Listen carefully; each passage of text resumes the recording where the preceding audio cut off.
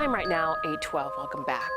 Royal Caribbean Cruise Line says new video proves an Indiana grandfather knew a ship window was open before his granddaughter fell to her death. This surveillance video shows 18-month-old Chloe Wiegand running toward an open window aboard the ship in Puerto Rico last July. Her grandfather, Salvatore, follows her and leans over the railing for about 14 seconds. Then he lifts Chloe up and appears to hold her over the railing for about 34 seconds more before Chloe fell 11 stories to her death. Last November, Anello told CBS News he believed the window was closed. I didn't realize there wasn't any glass till absolutely it was too late. Royal Caribbean wants the family's negligence lawsuit dismissed now. The Wiegand family is asking a judge to remove the video from the public record.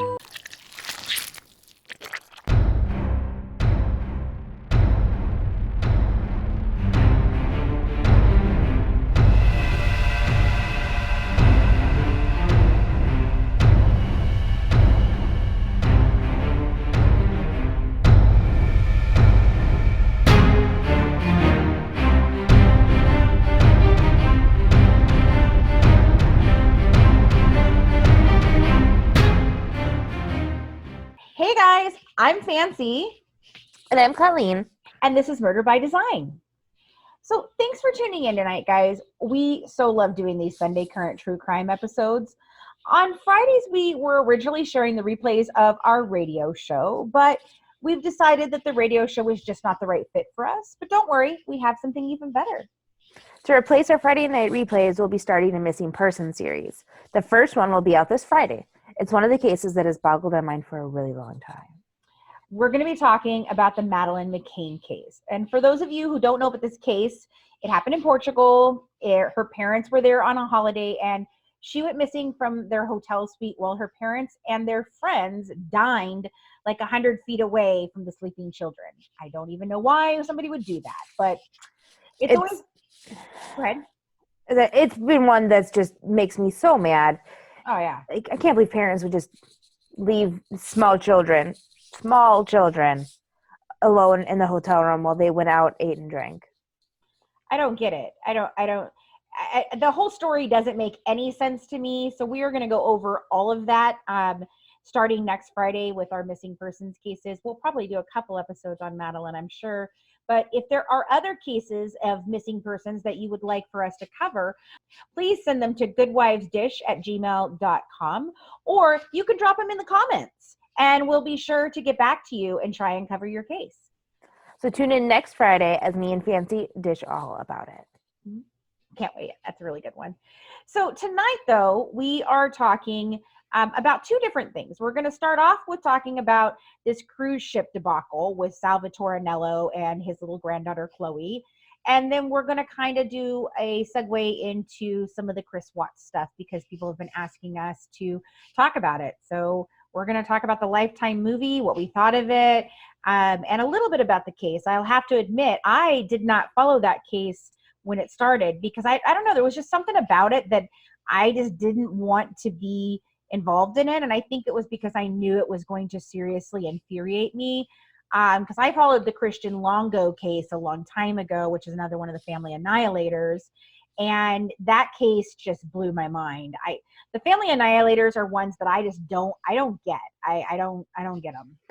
Right. We have, the same opinion that if you have the feelings that you're going to kill your entire family, and including pets that they get thrown involved in it, just kill yourself. Well, and I'm not advocating suicide. I'm saying that if you have the feelings that you're going to kill your children, your spouse, get help. Right, get help. Go to the hospital. Say, I am having feelings that I'm going to commit murder. Right. And then there's the other ones, like you said, like the ones that really just I don't understand at all are the ones that shoot their family, shoot the dog, shoot the kids, shoot the wife, and then turn the gun on themselves.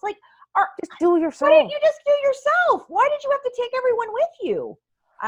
It's so angry. I get super angry about the Family Annihilators, let me tell you. And I have a special thing that it's extremely disturbing for me because I have a case that would happen when I was a child that's really similar.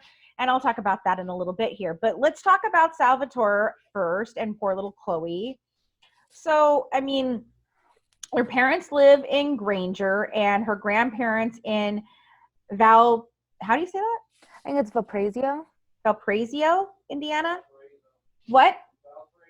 Valparaiso, Indiana. So Chloe, she was 18 months old, and she's the daughter of Alan Wiegand, and he is a South Bend police officer. And then her mom is Kimberly Schultz Wiegand, and she is a freaking federal prosecutor. And so these people are really involved in the law. So when we get to talking about the current status of this case, we can understand why they have such strong feelings about it. But at the same time, they really need to understand the actual reality of this case and that what they're doing only makes themselves look bad. Right. No, it does. So they were on vacation. They brought along the siblings and cousins and grandparents. So Salvatore Sam Anello, he was 51, and that's Chloe's maternal grandfather. Right. And so they were on a week-long trip to the Caribbean, and the death, so this was on July 7th, and the death occurred the Sunday afternoon at the Pan American dock in the capital of San Juan. So the family was gathered in a dining hall on the 11th floor, and the grandfather sat the toddler on the edge of a railing facing a window. And so Chloe plummeted more than 150 feet after falling through the open window on the Freedom of the Seas Royal Caribbean vessel while it was docked. She died instantly as she landed on a concrete dock, which I can't imagine the fear this girl felt. And I know right. 11 floor is the falling quick, but those seconds, I mean, she's a baby. Yeah. So the grandfather, he maintains that he placed her on a rail so she could bang on the glass like she used to do at her brother's ice hockey games. And there's pictures that they've released of that. And he said then she accidentally fell through the open window, that he believed there was a glass pane there, and then she slipped. Okay. So there's a clip of Chloe running up to the bottom half of the window. It's all clear glass. Right. And then the grandfather, he walks over. Before picks her up, he leans his entire head and upper torso out of the window. So he is well aware that this window is open. I mean, they're on the 11th floor and a sunny day in Puerto Rico. And people have said, yes, it was sunny. The weather was great. So there's wind. Everybody knew that window was open. It's very obvious. I've seen the pictures and the different things where you can see the window space. Hello, it's like an open space. It doesn't look like a window is there at all. And what did you think? Like the window was extended out in front of you somewhere? And so he lifts her. So there's a railing. Everybody Right. knows, the railing, safety railing. Huge railing. He lifts her up and he puts her over the railing. And he says that he's colorblind, that he couldn't tell the difference between the light blue of the window and an open window, which I don't believe that. I don't believe colorblind has a damn thing to do with this. You're just effing careless and stupid.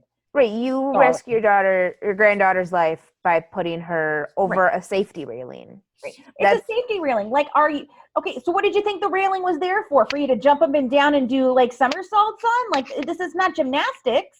Right, I don't think he purposely, maliciously was like pick her up and drop her out. No, I don't think so either. She might have squirmed, she would have slipped, she'd try to bang, and it was, gravity. I don't know, but it was a reckless endangerment that resulted in a homicide. It is. It's terrible, And this little girl, she's adorable. She is. She's super cute. And you'll see the photos of the spot where it happened.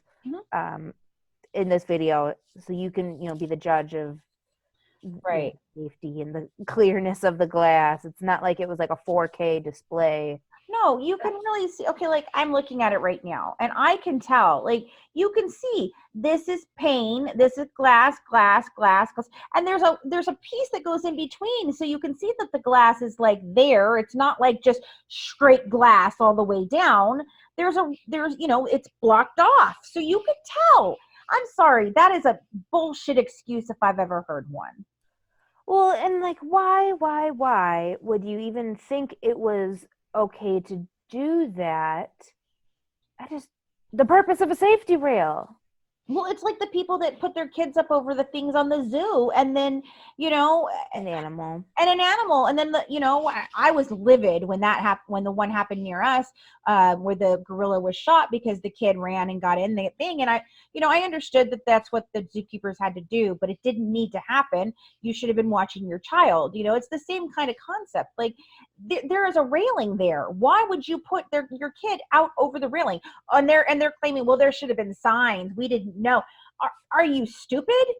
Right. What do you think? And they're saying that now that all cruise ships need to have all the windows closed. And I'm sorry. Are you kidding me? It's a cruise ship. Right.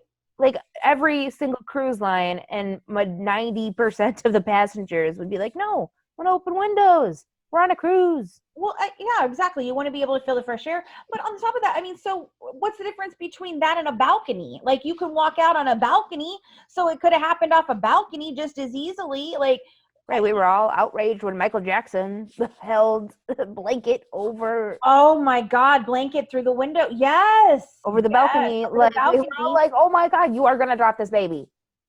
I just don't understand the concept. You are 11 stories up, and you thought it was a great idea to hold this child over the top of a railing out through a window. Like it, right. and, I think he's now covering, obviously, because he doesn't, I don't know if it's a case of he doesn't want to admit that he made a mistake and he's the reason that his granddaughter is dead, or if he's really covering for himself because, he obviously knew and just blatantly disregarded it.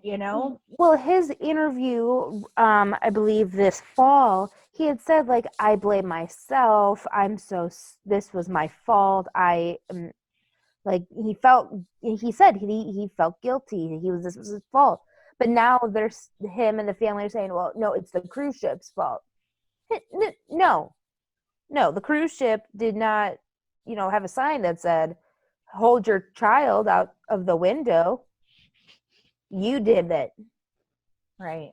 So now he's being charged, he's getting charged with negligent homicide, which I'm sorry, I really do think that that's the truth. Like, Yeah, it's sad though, because it's one of those things that are like, okay, I understand the law of it and charging him with it, but then again, no matter which way you look at it, is a terrible accident. Yes. He didn't mean to cause his granddaughter harm, and he has to live with that for the rest of his life. So I do understand that, and I'm sympathetic to that, but it's another of that, of course, but maybe, like, I talk about this all the time. Yes, it's terrible that she plummeted to her death. Yes, I'm sure he's going to feel guilty for the rest of his life, knowing that is what happened, and that's going to be something he carries with him. But you were completely negligent in what you were doing. You were entrusted to take care of this baby, and you willingly, it's not even like it was an accident, like, something. I just can't think of anything, like there's accidents that have happened, I can understand, but this was willful negligence. Like, right, it's not like the window was open and this little kid, she climbed up onto the railing and flung herself out. Right. I can understand if, he was watching her and, like, she just took off at a, beeline for this place and ran out the window and fell off. I would totally have much more sympathy for that, because that can happen. Toddlers run off, that you run past them, you see it all the time. The mom yelling, oh my God, grab him, because they run off fast. And I've never been one that believes in those leashes. I think that's terrible. I've always thought that was ridiculous. You just teach your child not to do that, but gosh, that would be more likely for me to be sympathetic in that. I mean, obviously I'm sympathetic to the parents, and I am sympathetic that he has to deal with this for the rest of his life. But he was negligent. He was negligent. There's nothing else that you can say about it. I mean, he really was, and it is his fault. And blaming the cruise ship just irritates the freaking crap out of me. So, but let's take a few minutes. We're going to talk about one of our affiliates that we work with, and this is just one of the ways that we get to bring you all the true crime news that we do. So we appreciate that you guys give them a try. So there's a new escape room experience that you can have from the comfort of your own home, and it's called Dispatch. What it is, it's an interactive serial mystery that unfolds over several months. We freaking love subscription boxes. I just got one in the mail today. And this one combines the fun of a new box each month, along with our love of solving crime. We'll be unboxing some of these in a few weeks, so stay tuned. To get started with your own true crime adventure, just follow the link in our description, and you'll be solving crimes from your couch in no time. I'm really excited about this one. This is one that I'm ready to try. I've been looking at it and waiting. I tried one of the other boxes. I didn't like that one as much, but I really think this one is going to be a cool one. So can't wait to unbox it for you guys. So, okay, so oh God, this family. I know that they know the laws, and I understand that the law. You can find fault in something with the cruise line, and I'm sure that the cruise line will settle with them in some way. But I think that this is total freaking bullshit. Right, they're taking it too far of an extreme. So the family believes the Royal Caribbean is to blame for Chloe's death, asking why there was an open window on the 11th floor next to a children's play area in the first place. So the family is suing the cruise line company for negligence. But it's not like it was like a playground and then open window where a toddler could run off of it. Right. It was like there was a play area, but that was in like the middle, and you'll see it in the photos. But then there were tables, like people were eating. Like right. It was a common area. It was not right. just the children's play area. Right. If it was like, the water slide area or the children's play area and things like that, I could get it. But again, here's the thing. The children's, like the children's water play area, that's an open air area on top of things. The same thing could have happened in that area. And what would you say? Oh, well, you shouldn't have an open play area. You shouldn't have open water slides. No. So this was a common area. And it had a deck. There was a lot of stuff at this place. It wasn't just the children's, play area where I can understand them wanting fixed glass panes. So the suit itself states that, quote, there was not a single adequate indication that this wall of glass panes was not actually a wall of fixed glass panes, but instead a wall of glass with glass panes that could actually slide and remain open as windows. So they're trying to say that they thought it was all like glued together. You couldn't open the windows, but that it shouldn't be sliding windows. There should be more explanation that the windows can slide open. I mean, it's an updated new cruise ship. Like what? Right.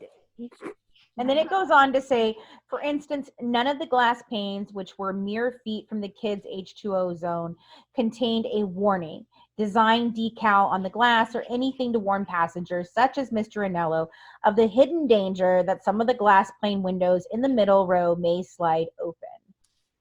I mean, what? They're windows. Don't stick children out of them. I don't know why. Right. The thought process here is very muddy for me. Like, it's common sense. Like, why would you do that? Why would you even take a chance? Why would you put her on standing on the railing, over the railing, any of those things? That just seems like that is asking for a terrible thing to happen, which did. Well, and like I semi understand, because when I went to college at my university, very tall building, and a lot of the times we would see birds that would fly into the windows because they couldn't tell that it was a window and not air. And so we would put like decals of birds on the windows so they would know that it wasn't something they could fly through. Right. But so this isn't, we're protecting animal wildlife. This is humans We all know that it's glass. Right. You'll see it in the photos. You make the judge, but you can tell that the difference between open air and the glass. Absolutely. Well, I mean, he had to feel, I mean, did you not feel the wind on your face? Did you not smell the smells from outside? Did you not, I mean, you can tell if you're leaning forward like this, you can tell, hey, I'm out past those other windows. There's not a window in front of me. Like, And so the cruise line has claimed the window was open for ventilation, and they're saying this is not a case where an unknowing child approached an open window and fell out because the window was defective or improperly positioned. The cruise line argues that this is a case where an adult knowingly lifted a toddler over 4 feet from the ground and placed her into an open window frame 11 decks above a pier. So Royal Caribbean had no legal obligation to warn passengers of open and obvious conditions of dangers, which is the cruise line's most recent answer. Right. Rather, the Wiegand's attorney argued that it was not obvious to Mr. Nello that the window he admittedly stood directly in front of, mere inches away, for more than 30 seconds, which was flanked by tinted windows and open to the outside elements like wind and noise, was open. So, their argument is really muddy. And the cruise line is like, you're on a cruise. You sign stuff that you know that the dangers of stuff. You're on an open boat. Like, I really want to go on a cruise, but at the same time, I don't, because I'm afraid of heights. Mm-hmm. And knowing the water slides and everything, all of that is just very open. Super open. I would want to just hide in my room the whole time, which is not what the cruise is about. It's just, it really just boils down to negligence. And I mean, it's tragic. I super feel for them, but I think that the parents suing the cruise line and going this far, it's like, I don't want to blame my grandfather. I don't want to blame my dad for this. So let's just blame the cruise ship. Like, So he was arrested for, like we said, negligent homicide, which I really feel is like that is the actual thing he should be charged with. I do feel like that's the right charge. Right, they're not charging him with murder. No, they're not charging with murder or even manslaughter. It's negligent homicide. And so his next court date is January 27th. So his last court date was January 27th. So his last court date was January 27th. The Wiegands have condemned the criminal charges against Danilo, so they're mad that criminal charges are even brought against him. So Kim Wiegand, Kim Wiegand, Chloe's mother, said, "I want to be clear and unequivocal. We do not support this misdemeanor charge or any charges whatsoever. Not then, not now, and not ever." And so that's his daughter. And like, we get it. It's your dad. But you have to think of your daughter, like, be your daughter's advocate, not your dad's advocate. Yeah, I mean, I understand that too. I truly believe, okay, I get that they're charging him because of what happened, but it's not like a criminal it's gonna do any good for him to go to jail. I mean, this is a misdemeanor at best. So I don't know. I don't understand the charges, to be honest, in this. Like, I think they're maybe more upset because they're charging him in Puerto Rico, which is where the crime happened, which is what you have to do. Right. So I don't know if they're upset because he's going to be in Puerto Rico and obviously they're in Indiana. No, I think they're mad just in general. They charged, which it's a terrible situation. And then, this upsets me in the fact that they're charging this grandfather. I get it, but this is a case where a prosecutor could make the choice to say, you know what, no, it was a terrible accident. We're not going to charge anyone, blah, blah, blah. Meanwhile, we've got these other cases that we look at that are missing person cases. And it's like last night talking with, Sarah Turney about Alyssa, and she's been trying to get her dad charged for years and years and years. And the police and the DA are just like, and they've got tons of evidence and they just don't do it because they don't have a body. So it kind of is, I never understand when the the idea of what they can and cannot charge, it always makes me really angry, Well, Oh, well, I just really don't understand. I think it's that I think they would have dropped the charge or Mhm. did a plea deal if the family would have been willing to drop the lawsuit against Royal Caribbean. The parents have said, nope, we're not going to drop it. We're suing you. So Royal Caribbean does have to defend themselves from this lawsuit. And so I think to hold him responsible Mhm. at this point, Right. they have to, otherwise they do Yeah. open themselves up to that lawsuit. Right. I really do. Yeah, I agree. I think that it's a matter of kind of like a pissing match at this point. Yes. Oh, you're going to sue Royal Caribbean and you won't take any responsibility for the fact that your daughter died from your father's negligence. Oh, okay. Then we're going to fucking charge him because we want to make sure that other people know this isn't just the way things happen. You don't just get to be stupid and cause a 18-year-old to die and then be like, oh, well, we're suing you now. That's right. Mm-mm.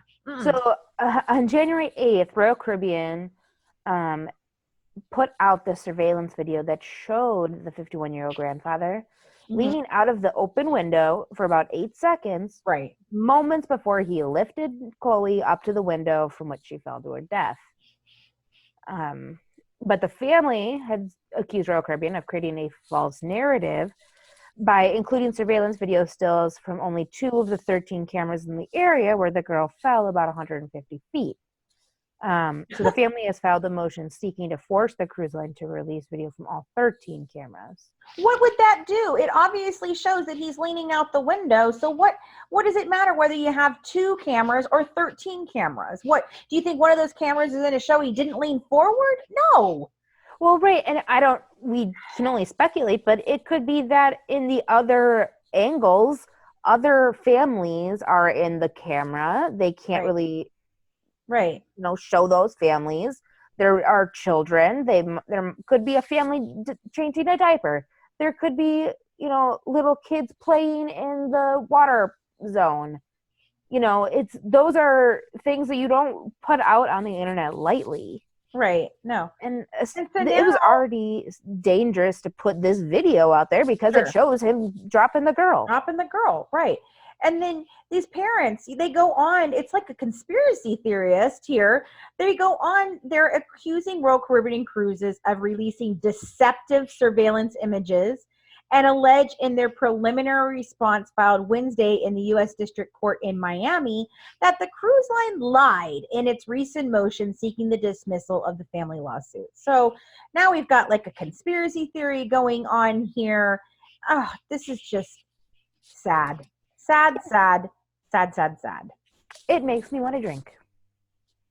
It does make me want to drink, which means, you know what? We like to get our wine from the California Wine Club, and we've got a special offer for you.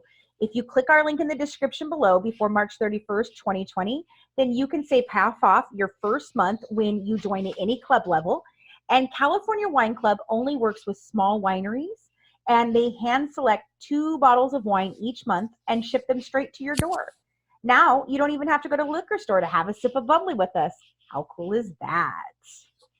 It's a cute little cup, Colleen. Oh, thank you. I stay hydrated. With wine. So, we talked about how this motion to dismiss the lawsuit, well, 2 days ago, so super updated, on February 7th, Judge Donald Graham of the U.S. District Court for Southern Florida issued an order Wednesday denying a motion by Royal Caribbean to dismiss the lawsuit by the family. The judge on Thursday also ordered the cruise line to respond within 5 days to the plaintiff's assertions that the company did not produce video from some cameras on the ship. So the judge is essentially saying that you can't ask them to dismiss the lawsuit, which I don't understand why. I guess it was an expected thing, but at the same time, the family is unwilling to work with the cruise line about it. They're just straight out saying, we want money from you. Not saying, You know what? And that really irritates me too, because no amount of money is bringing your child back.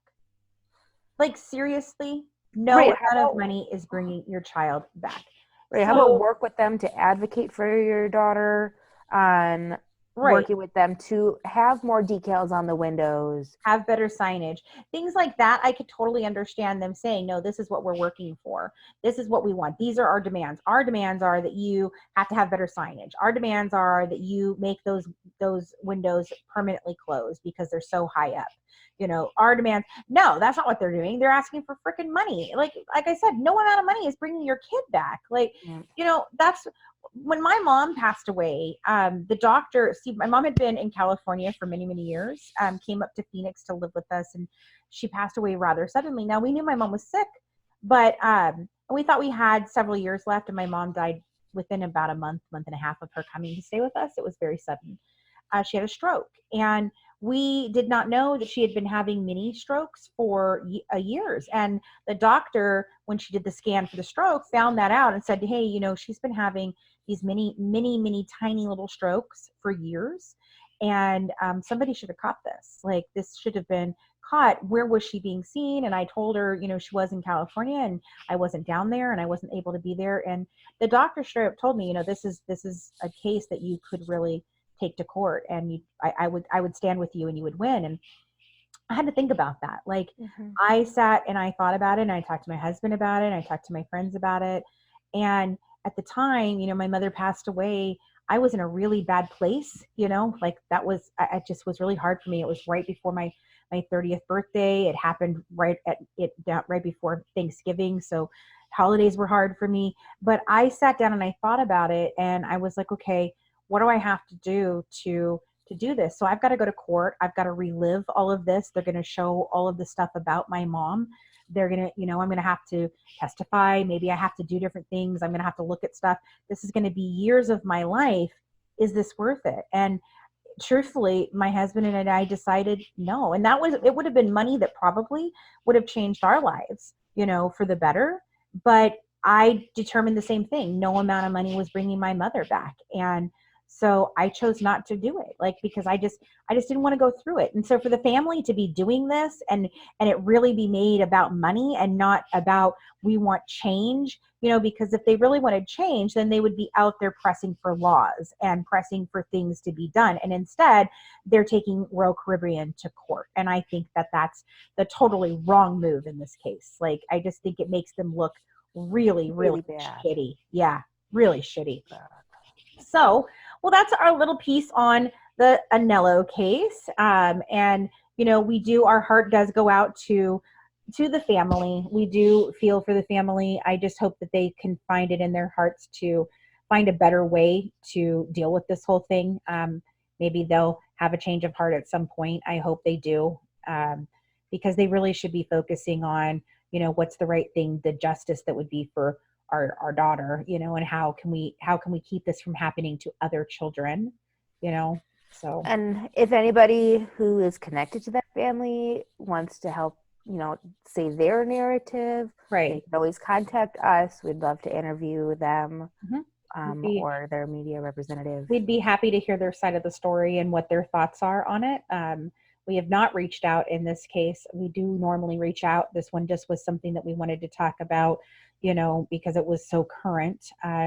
But yeah, definitely, if there's somebody that is connected to the family, we would love to speak with them. But now we're going to talk about this Chris Watts movie, In Case. Oh, goodness. Like I said, I didn't follow this case from the beginning, and I really chose not to. Like, what's wrong? I did. Oh, you did? You followed it? Well, then you start us off, Colleen, because I'll be honest, I've only come to it recently. I watched a couple documentaries. I have been in a couple Facebook groups, and then I recently watched the Lifetime movie, which for a Lifetime movie, I must say, I thought it was pretty good, because I usually think the Lifetime movies are pretty shitty, and this one was pretty good. Right. I think they're getting better. I think they know they have to step their game up compared to, Oxygen and Hulu and Netflix. They got to raise the bar if they're going to keep talking about crime. Yeah. Not just weird drama. Right. I mean, we have all watched Lifetime movies for years and years. Yeah. The Gypsy one was terrible. I thought it was absolutely awful. Terrible.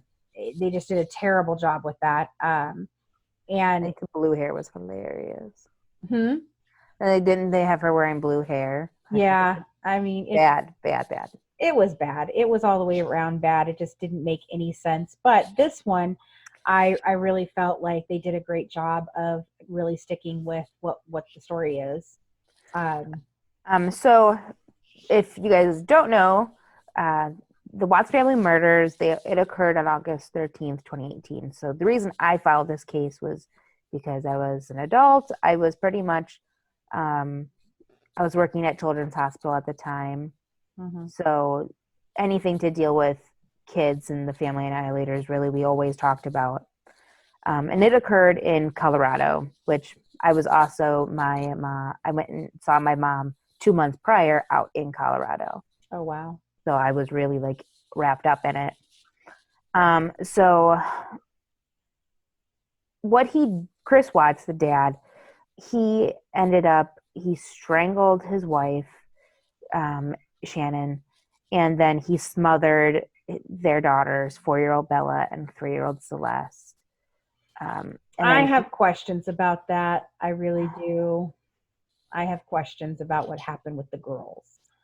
Well, so he disposed of his daughter's bodies in oil tanks because he worked there, and buried his wife in a shallow grave at his work site.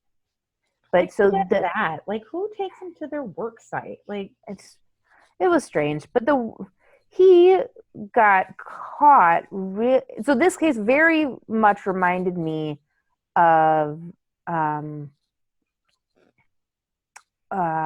other favorite case with the Susan Powell, just the missing wife.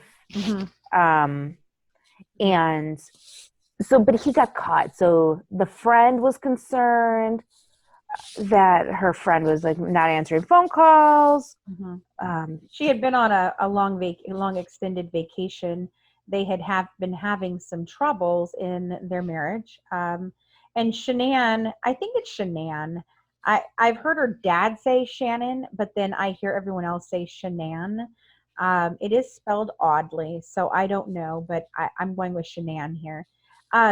She was a network marketer. She worked for Thrive, which is a weight loss and health company.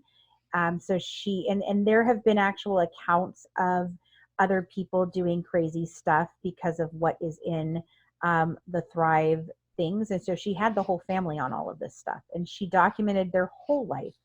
So a lot of that was, I think that I'm not making excuses for Chris at all. I mean, what he did was deplorable, but I don't think he wanted the life that he was living. I think that she forced him into that life of being their entire life documented, Oh, right. And, they have the 2 daughters. She was also 15 weeks pregnant with a boy.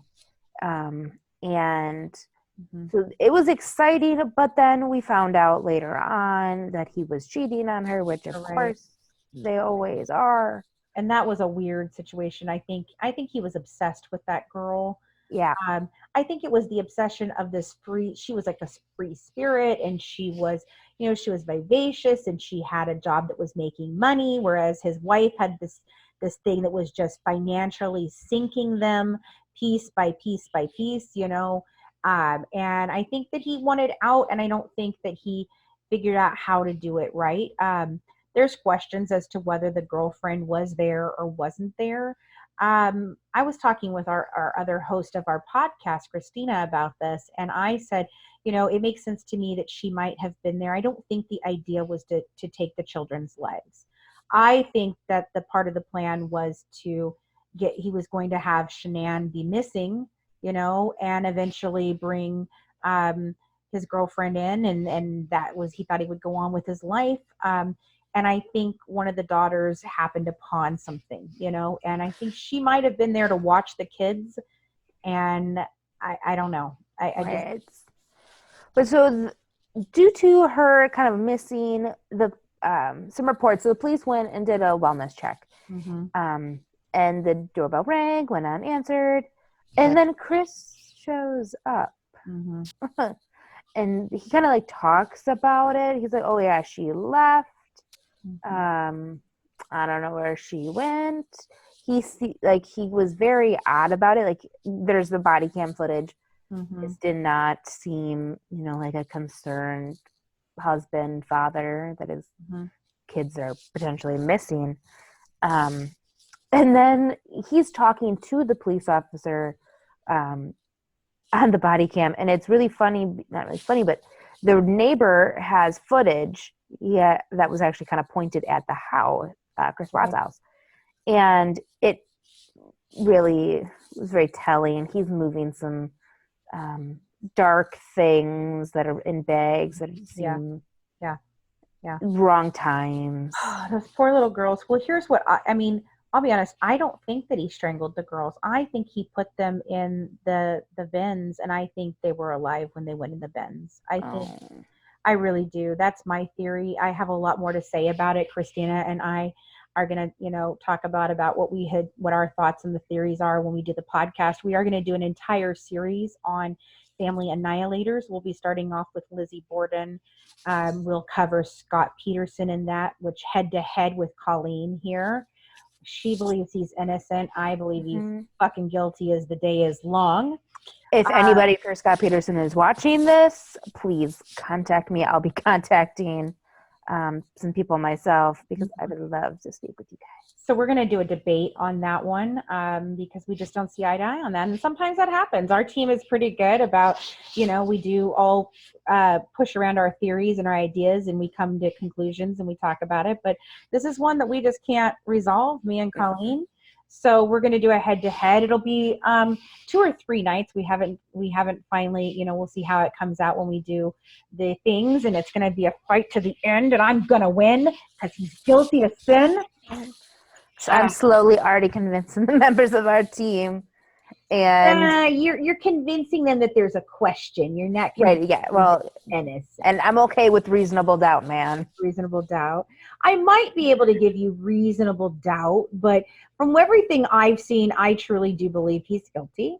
But we'll also cover the case that I talked about, Christian Longo, and we'll cover Chris Watts. So that's going to be a fun series that we do on the podcast. And the reason why, and I'm going to share this today, the reason why I kind of stayed away from the Chris Watts case for a long time was when I was a child, I was 12. I had a best friend, and her father killed her stepmother. And it was in a situation kind of like this with Chris.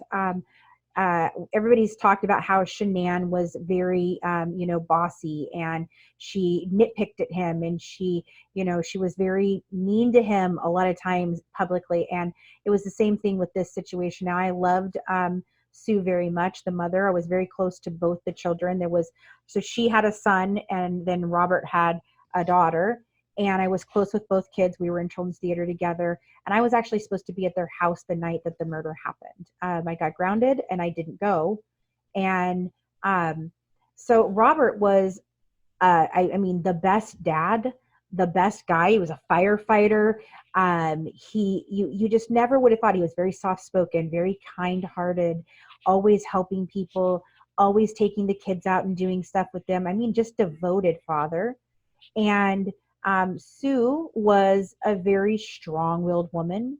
She was, I liked her, but I did see that she picked on Robert a lot, and just constant, and it was mean and down, just cruel mean when she would get on him. So the kids were playing, they were 12 and 13 at the time. They were behind the couch and they were doing something with a tape recorder. They ended up tape recording the whole thing. And that tape was played in court. It was really hard for the kids. But what happened was she was yelling at Rob about something that had happened earlier in the day with her son, that she didn't think that he had taken the right steps in doing whatever he was doing with Christopher. I guess they were playing around and he was too rough with Chris. And so she was really angry with him. And he just, and her father was there in the kitchen. They were standing in the kitchen screaming. He stopped screaming. He turned around. He walked outside. He took the gun out of his truck, walked back in, shot her. And then Shauna actually made the 911 call that said, my dad has killed I think my dad has killed my stepmother. And then he picked up the phone and he said, I just shot my wife. Please come, please come. And it was a break. I mean, that was a complete psychotic break. He just literally snapped in that moment. And, we went to the funeral and that was the last we saw of the kids. Shauna went back to living with her mom somewhere, and the son went back, to living with his dad. And it just was heartbreaking, for me. And that was a really hard case. That was probably, other than like I've talked about, the fact that Adam Walsh was the same age as me, and that was my first experience with true crime. This was the first one that I was like, oh, and understood what was really happening. And so, and the fact that I was supposed to be there that night really shook me hard. So, that's one of the reasons why I think the Family Annihilator cases always hit me so deeply. And so I have a real hard time with them. It's one of the cases and the different things that I have to choose whether I'm going to look at it or not, because I just get very emotional about it. Right, we talked about that in this case in our last recording for our podcast, right? Right, yeah. And it's a sad case. I think we all have a past scenario, either with ourselves, our family, or a friend's family. Like Something that really touched us, yeah. My grandma, when I was 4, coached me to say that my grandfather had molested me, and he didn't. Right. And it caused my mom to lose custody of me because of it. And she was charged with custodial kidnapping because she was in Florida. I'm here in Wisconsin. And then she just never came around again. So for me, I very much look at cases of children who have been mistreated by family and parents. I think I've talked about it in one of our first episodes. I DVR the Steve Wilkos show. It makes me feel less bad about my own life. Yeah. But I really have a lot of empathy to the kids who have to deal with tough family home situations and how they can overcome it. And see on the other side, which is really... And it's not shooting your parents. Yeah. It's not killing your parents. That's not the answer. No. Okay. Yeah. It's being the responsible. Like, for me, everybody told me, like, wow, I'm really surprised on how you turned out for what you've been through. And I'm like, yeah, I know. I could have gone to drugs or alcohol. I could have gotten pregnant in high school. Tim and I have been together since we were 13. We could have a teenage child right now. Right. I could have not gone to college. I could be stuck in, working, making minimum wage. But I knew that I didn't want that for myself. Right. I knew that I was going to do better than what my parents were. Exactly. And that's why I'm a nurse now. I'm a nurse educator. I teach nursing. And Jim and I did not have a baby in high school or middle school. And I just wanted to prove to everybody, like, I'm better than what my past is. Right. You can overcome, because your past does not have to define your future. Perfect line. I love that. Yeah, it doesn't have to define your future. And I have, my own demons that I struggle with. And, but I've always strived to be, like you said, do better, do this, and with the Watt situation, there's a lot I have to say about it now that I have started looking into it. I have my thoughts on why he chose to. I still think he has not told the whole truth. I know that he told the investigators later that, he admitted to killing the children and he admitted to different things, but I still don't think we have the full truth of that case. No. And so I'm really interested to see what we see in the documents and things as we get further into this case, and do the Annihilator series. So, and on our podcast, we have just interviewed several really cool people. I'm super excited about it. You guys definitely need to tune into the podcast, which is the Good Wives Guide to True Crime. We just did a interview with Laura Jacqueline Brand, who is what I call a serial killer whisperer. I think that's what she is. She's interviewed over 50 serial killers. She's worked heavily on the Bittaker Norris toolbox killer case with them, to identify where two of the bodies that have never been found are. So she's done a lot of great work. She is a private investigator by day. She does a 40-hour week as a private investigator, and then she also is a forensic psychology practitioner. So she's made this study on serial killers. It's super interesting. In fact, I'm going to take the questionnaire just to see how I match up with the serial killers. I'm pretty excited about this. But we interviewed her we have the first part of that live on our podcast. And then we have a follow-up that focuses more on the Bittaker Norris case because she's so heavily involved with that, because we're doing a series with that of the Toolbox Killers. So it'll be 2 episodes talking about the Toolbox Killers, and then we'll have the bonus of this second interview with her. And it's a pretty long interview, but it's very worth it. Right. And we're going to put most of it out on the actual podcast, and then we're going to save a little bit of it for our Patreon members. So if you are one of our Patreon members, you'll be getting that as part of your bonus stuff that you get. So thank you so much for tuning in and dishing true crime with the Good Wives and Murder by Design. Don't forget to join our Patreon member club to get exclusive mini episodes, inside documents, and pictures from the case, live YouTube discussions, our exclusive discussion group on Facebook, and get some amazing Good Wives merch. Follow us on Twitter and Instagram at True Crime Wives. And for more inside information, check out our podcast, The Good Wives Guide to True Crime, on any of your favorite podcast players. Have a good one from The Good Wives. Serving up true crime, one dish at a time. Bye, guys.